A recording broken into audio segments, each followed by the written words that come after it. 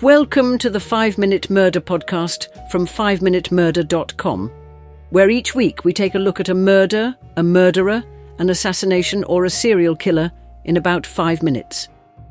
If you enjoy the show and would like to support us, why not consider buying us a coffee? Head on over to 5minutemurder.com/coffee to see how. This is episode 31, The Murder of Mary Ann Nichols.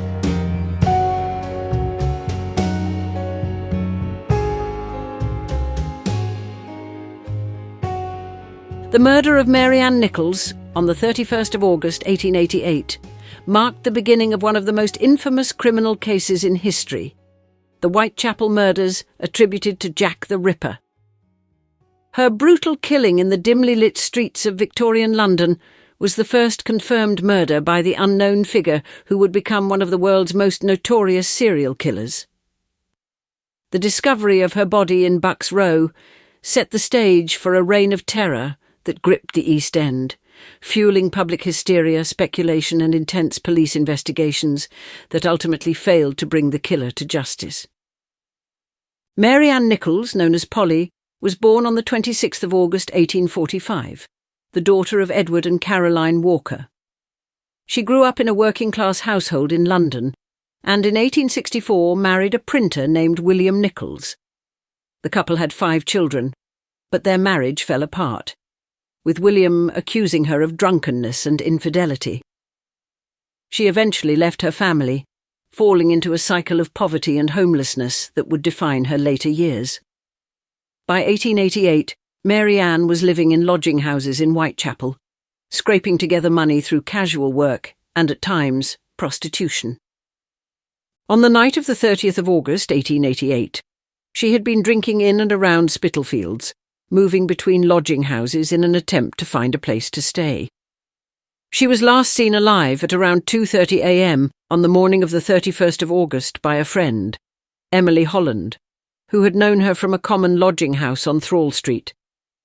Mary Ann was reportedly intoxicated but cheerful, boasting that she had earned enough money for a night's accommodation but had spent it on drink instead. She walked off into the darkness of Whitechapel, unaware that she was about to become the first known victim of a killer who would terrify the city. Her body was discovered at around 3:40 a.m. by Charles Cross, a carman on his way to work.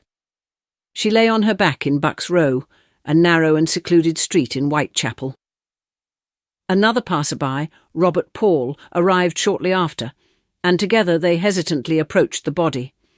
At first, they assumed she was simply unconscious, perhaps another unfortunate soul who had succumbed to drink. However, upon closer inspection, they noticed that her skirts were raised and her throat had been violently slashed. Alarmed but uncertain, they hurried to find a police officer. Constable John Neal arrived shortly after and, upon shining his lamp on the body, saw the true extent of the horror. Mary Ann's throat had been cut twice with deep, precise wounds, almost severing her head. Further examination revealed that her abdomen had been savagely mutilated. Blood pooled beneath her in the dim glow of the gaslights, but the scene was eerily quiet. There were no witnesses, no signs of a struggle, and no immediate evidence of who had committed the crime.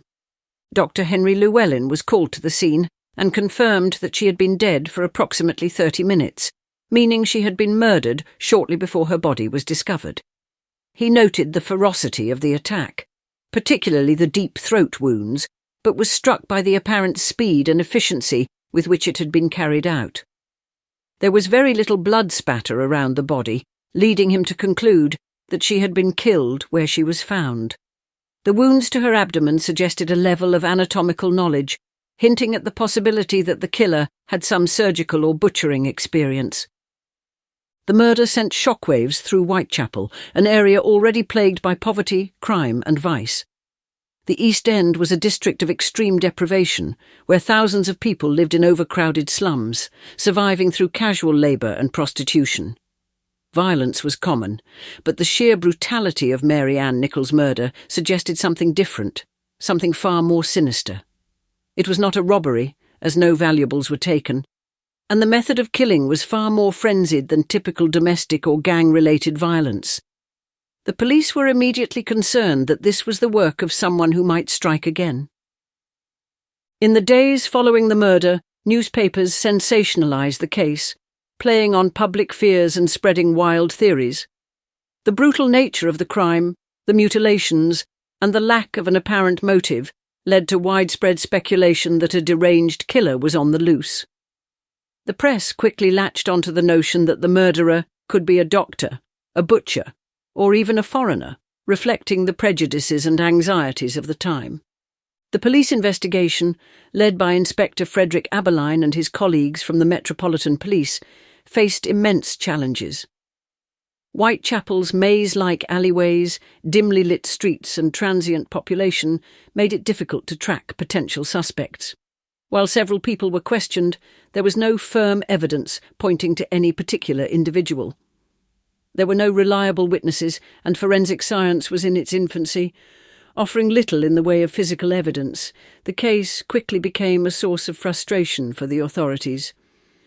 The murder of Mary Ann Nichols did not remain an isolated incident for long. Within days, another woman, Annie Chapman, was found murdered in similar circumstances. Her body was discovered in the backyard of a lodging house in Hanbury Street, with even more severe mutilations. The police and the public soon realised that a serial killer was operating in the area, a figure who would come to be known as Jack the Ripper. As the killings continued, the Ripper's notoriety grew. The authorities were inundated with letters claiming to be from the killer, some of which contained taunts and threats. The most famous, signed Jack the Ripper, helped solidify the murderer's identity in the public imagination.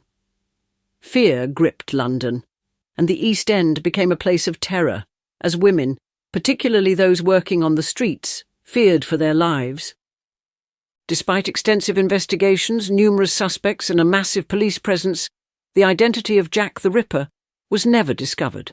The murders abruptly ceased after the killing of Mary Jane Kelly in November 1888, leaving behind a legacy of speculation and mystery. Over the years, countless theories have emerged, with suspects ranging from local butchers and doctors to members of the aristocracy. None have ever been conclusively proven. Mary Ann Nichols, the first confirmed victim, remains a tragic figure in this infamous case.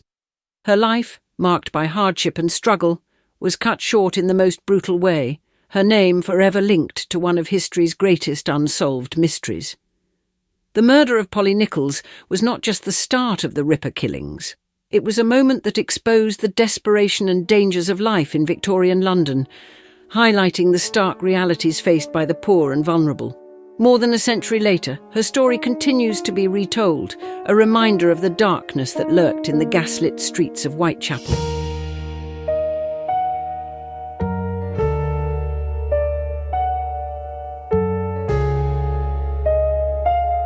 I hope you enjoyed that episode of the 5-Minute Murder podcast from 5minutemurder.com. If you did, why not leave us a review wherever you get your podcasts? And don't forget to subscribe so you don't miss any future episodes. If you would like to support us more directly, please consider buying us a coffee. Head on over to 5minutemurder.com/coffee to see how. Also, please check out our other 5-Minute podcasts. You will find them all at 5minuteproductions.com. Thanks for listening, and I'll see you next time.